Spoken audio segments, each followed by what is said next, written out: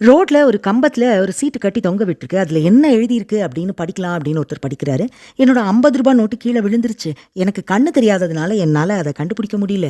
உங்க யாருக்காவது அது கிடைச்சதுன்னா இந்த விலாசத்துல கொண்டு வந்து குடுங்க அப்படின்னு எழுதியிருந்தது. சரி யாரா இருக்கும் அப்படின்னு தெரிஞ்சுக்கிற ஆர்வத்துல அவரும் விசாரிச்சு அங்க போறாரு. போய் பார்த்தா ஒரு குடிசை வீடு. அதுக்கு முன்னாடி ஒரு பாட்டி, கண்ணு தெரியாத பாட்டி உட்காந்துட்டு இருக்கு. ஒரு ரூ. 50 எடுத்து, இந்தா பாட்டி, நான் அந்த இடத்துல இந்த ரூ. 50 நோட்ட பார்த்தேன். இந்த சீட்ல எழுதியிருந்தத பார்த்து நான் இங்க வந்தேன் அப்படின்னு சொல்லிட்டு குடுக்குறாரு. அந்த பாட்டி ஓன்னு அழுவுது.